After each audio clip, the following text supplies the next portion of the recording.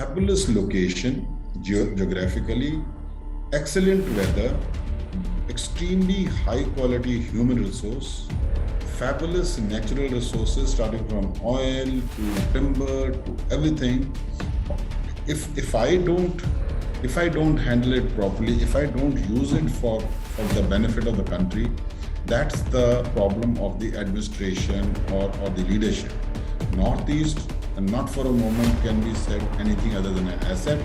It's a lovely place. I've served more than 12 years there, and every time I went there, I came back in flying colors, and because it's considered to be a tough area to serve.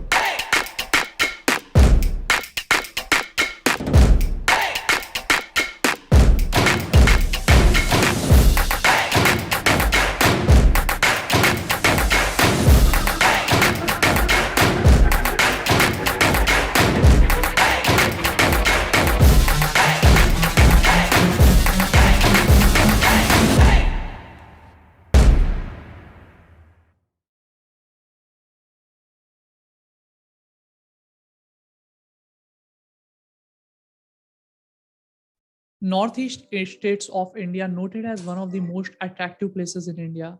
Georgia's Northeast India has much more to offer to its visitors. The beautiful northeastern states of India has the highest biodiversity that attracts many social and foreign visitors every year. Sikkim, along with the seven sisters states of Northeast India, is blessed with the magnificent mountains and hill, spectacular rivers, stunning waterfalls, and the ample of natural attractions that are to be explored. That's why today we came up this very interesting podcast where we are going to discuss the problems and the challenges faced by Northeast India. Hello and welcome to the Honest Talk by Freak Folks. I'm Harsh Pandey. For this particular session, we have this very special guest today, Lieutenant General Balbir Singh Sandhu sir. He superannuated from the Indian Army in 2017 after the 4 decades of outstanding service.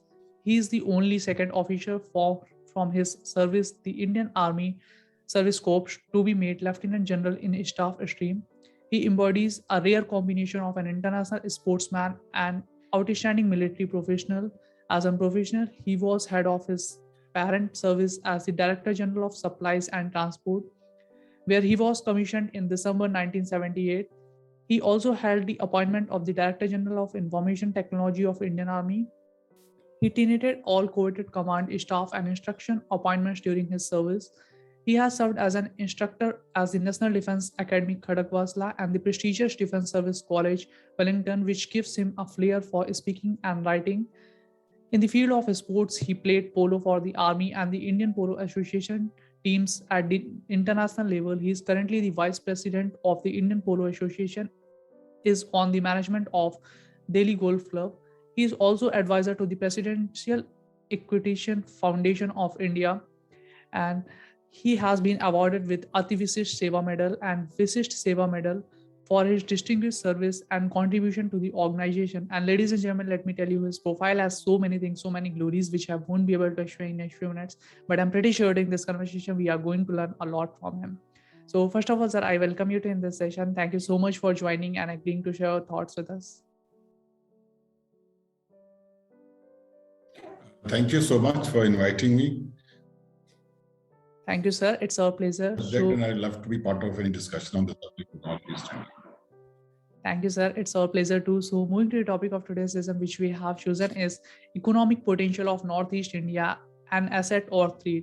The Northeast of India is endowed with a huge untapped natural resources and is acknowledged as the eastern gateway of India's Look East policy. Nonetheless, the region is cited as conflict-stricken remote corner of India, witnessing a series of insurgencies and illustrating the alienation of the local from the mainstream.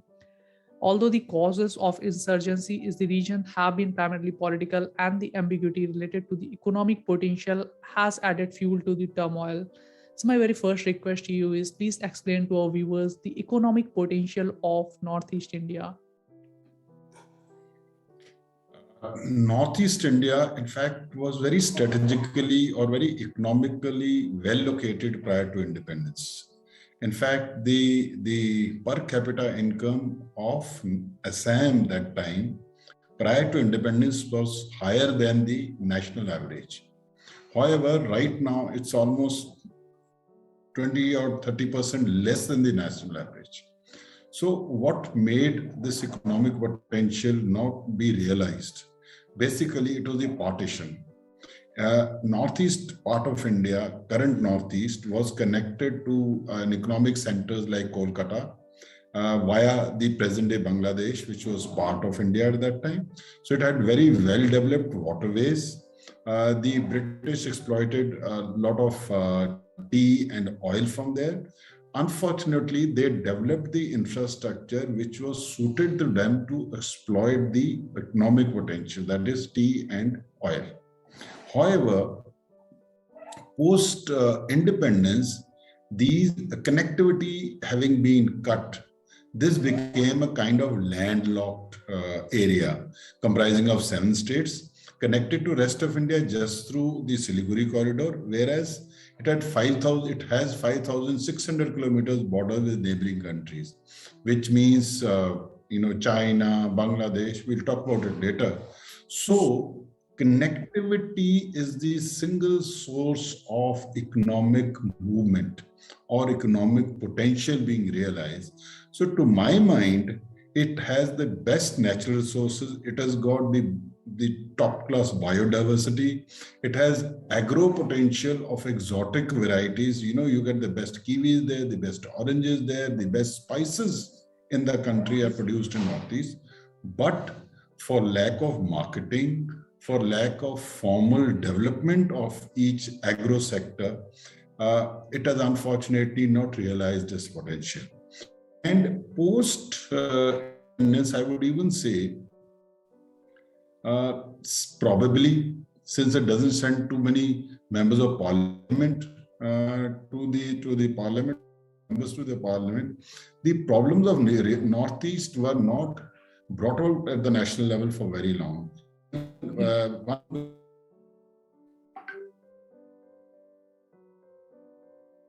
Are worse than the village roads of, say, northern India. So because of the landslide, because of the rains, which are, but such to exploit and explore these assets, you need good connectivity. So connectivity is one thing. Then alienation because of neglect leads to insurgency. So for any economy to grow, you need a peaceful atmosphere, well-developed infrastructure, and those are the things which are missing, which the economic potential has not been realized, but the economic potential stays as it was. And it's got tremendous potential.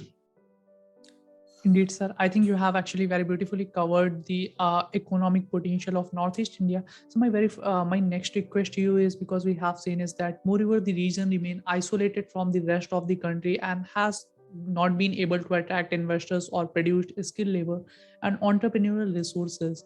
It has failed to transform even the primitive agriculture practice of the region into modern commercial agriculture. In addition, the region has not received the attention of the central government in building the required essential infrastructure for progress. All this has alienated the Northeast from the mainland and proved to be a prime factor for the continuation of the insurgency in the region. So my request to you is, please explain to our viewers what you think why Northeast India is actually neglected. Okay. So I actually take off from where I left from the last question. It's connected just by 23 kilometers with the rest of the country. So geographical isolation also led to a bit of alienation, right? And then the Northeast or the Assam is a house of settlers, and most of the people came from Far East, from Southeast Asia, some from even those Pacific islands. The guys who settled in Meghalaya. So the stock or the heritage of Northeast people does not merge. They are Austroasteroids stock. So it doesn't naturally gel with the rest of the country, right? So that social customs and the way of life was another reason for alienation. When the British exploited Assam, they used to, even till date, we have an inner line permit. They did not encourage people to go to the tribal hilly areas, because of current Nagaland or Arunachal and others. So that was another thing which kept these people of Northeast a little aloof from the rest of the country. Next was also right after independence, you had a whole number of conflicts left behind by the partition, where the sovereignty issues came about. And you had enough people in your neighborhood. India lies in a very, very volatile neighborhood. So whether it was China, whether it was the erstwhile ISI operating from East Pakistan, there was a lot of support being given, material, weapons, ammunition, logistics, even hideouts, to the militants who took up the agitation against the state, either for secession or for a separate state. And the number of tribal affinities, tribal groups that we have, tribes that we live in Northeast, itself had rivalries amongst themselves. So there's a Naga-Kuki rivalry, there is a hill and the plains, Maitis and the Nagas, and Maitis and the Kuki. So whole number of rivalries came about. And there have been similar stuff in Myanmar. So the militants or the insurgents start having a little affiliation because of their own tribes and other. So this led to a number of movements. The most bloodiest ones are the Naga movement, which is right now under solution with the ceasefire having been brought about. And the next one was Mizoram. Mizoram insurgency luckily came under control, and the people who are heading the insurgency, they entered into agreement with the central government and they came overground, and the person became the chief minister of the state. And Mizoram today is one of the peaceful states. However, remember that there might be peace in a particular state, but the same state is being used as a transit route for creating trouble in another state. Right. Say if the militants are moving in from Assam or from Myanmar, they come into, say, Mizoram, they transit through South Assam and go into Manipur. So the whole ecosystem over there, over prolonged insurgency, has led to alienation, to number of movement. And also, let me also say that insurgency has become a bit of an industry. So a lot of people stay committed to insurgency so that it doesn't result in development. People stay alienated and they can exploit them, and the rate of the state doesn't run. So the reasons for alienation, beside the physical, social, psychological, and economic. So that is what led to alienation. Some of the alienation resulted to insurgency, and the tribal rivalries also contribute. So a whole lot of things led to alienation. And obviously, when there is insurgency, there is lack of development, and the vicious cycle continues. Indeed, sir. I think again you have covered, and I'm sure the viewers who are watching this session, they are also actually understanding these things and getting insightful insights from this. So my next question to you is, what are the major social economic problems of Northeast India, which people of Northeast India are currently facing? Social, see, one is the starting point is that there are whole number of dialects, and then there's so many tribes over there. So each one of them are very proud of their own identity. And at times the flow from that gets takes the form of some rivalries and some inter group or inter-tribe fights and others. So that is the social. Economic is, there is hardly any industry in the Northeast. So everything which is consumed there, some very basic elementary item, moves from rest of the country. So which again, unless you have local manufacturing and job creation and and you can't have an economy running only on the central aid Yes. or the central funds. The states have to generate their own funds, have their own ecosystem of economy. That's something which also leads to lack of economic stability. So socio-economic problems I would rate primarily because of tribal affinities. Again, I'll come back to lack of connectivity and intermovement, and lack of integration within the Northeast and integration of entire Northeast with rest of the country.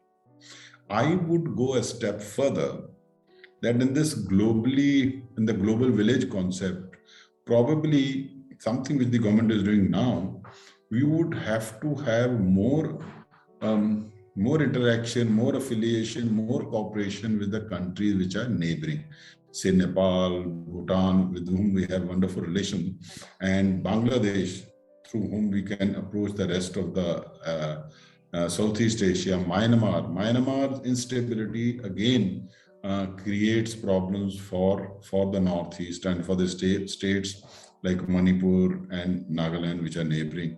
So socio-economic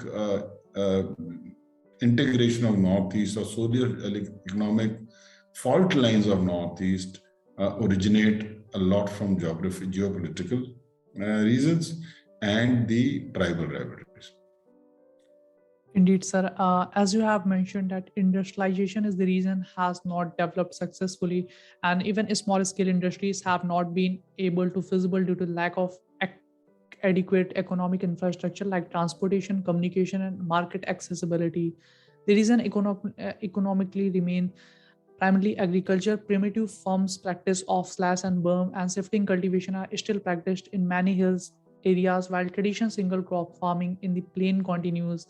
I was reading one report and it was actually mentioned that as a result of region is not able to produce adequate food grains to feed its own population. Most of the states in the region import food items from the other part of the country. While neither agriculture nor industry has developed, the service sector has expanded disproportionately through it is less productive and limited. In due course of time, while the national economy is growing at a swift rate, the economies of the region are slowing down, creating an economic gap between the Northeast India and the mainland. Sir, in your opinion, what are the ways to foster economic growth of Northeast India? One thing that we have to do, a whole lot of studies have been done. We have to modernize the agro-based economy. Of course, that does not mean giving up. We might have to do away with the thing like Zoom Kheti or the terrace agriculture where they burn a lot of the fields every year.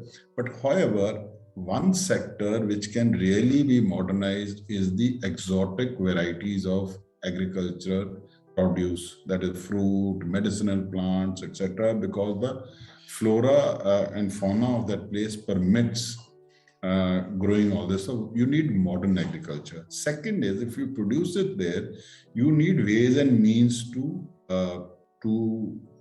process it, transport it, and market it. Marketing within the region, marketing with the neighboring countries, and marketing with the rest of the country. So that is something which we need on the agricultural front. Next is that you should have a manufacturing policy and encourage manufacturing in that area, which government is giving encouragement, which uses the local raw material with minimum things coming. And I would say even cooperate with neighboring countries like Bangladesh and others to have common SEZs which exports abroad. Because if you see, the Northeast is connected to the Bay of Bengal only through Myanmar or Bangladesh. And no large-scale trade can happen if you move through, because sea will always stay the cheapest means of transport. So agro sector, manufacturing in sync with exports and exports to the rest of the world as well as country within India. You should integrate the area within Northeast to have interdependence and integration, so that contribute to each other's economy, creating a win-win situation. Tourism is something which can really flourish over there because the countryside and uh, even in the resorts there or the sanctuaries there have so much of potential to exploit starting from Kaziranga onwards. So how will tourism come into play? How will tourism really get utilized for the economy is if you have an enabling, peaceful environment where outsiders do not fear going there. You go into a number of countries, whether it is Thailand, even some places in US, the whole place is made tourist friendly and tourist enabling. So that's something we need to do. And in fact, at the root of cause of all this is the unstable and insecure environment because of insurgency and extortion, etc. So tourism is another thing. And next is your trade with neighboring countries. We have to do things by which we again, with respect to other countries, create a win-win situation. Fear of drugs coming from Myanmar is a real issue. So these are all double-edged weapons. How much should you open? Porous borders. So tourism, agro-base, manufacturing should be then. I would even go to the extent there are such beautiful places. Why can't we have good connectivity for IT industry over there and set up IT industry? Because in a place like Mizoram, it's so beautiful and it's such wonderful weather, whether in Kohima, in Mizoram, and in Arunachal, that you can even set up that industry. So potential is immense. You need somebody leads to take the lead. You have to enable, and you have to make sure that the economic benefits of all this flow back to the people. People have to be taken out of that receiving aid to being job creators and job givers. So that's something. Potential is immense, and if we cash on it, I'm sure it can happen. Indeed, sir. I think this was a very great answer from your side. And last point which you have mentioned, and this was really a great point, and I'm very impressed that you have mentioned we have to work more towards making job creators rather than just job seekers. So my question to you is: a big opportunity for Northeast India lies in creating a competent and trained manpower. Of particular concern has been the skilling of youth. What are your recommendation to foster skilling and reskilling of youth in actually Northeast India? See, skilling is to be always related to rewarding that skill, right? Yes. If you skill people and don't give them job, that's a half skilling. Correct. And let me also tell you one thing. One of the best human resource in this country is of the Northeast. Manipur is such a small state; it contributes maximum people for Indian sports. Right, and if you go to big cities, all the hospitality industry, all the say tourism related industry has a lot of children from the Northeast. So skills should be like if you skill people and if you can encourage tourism and adjust them there, that's the best thing. And second is skilling has to be again synchronized with their traditional assets that the locals have with them, because there are such exotic handicrafts which are made over there. So I feel the skilling should be related to their traditional thing, related to the materials that they have, and related to the Northeast tourism potential, as well as the manufacturing that can be easily undertaken with the raw material available. So skilling for sure is the need of the hour, and skilling accompanied by jobs as close to the home as possible will be an added asset. Right.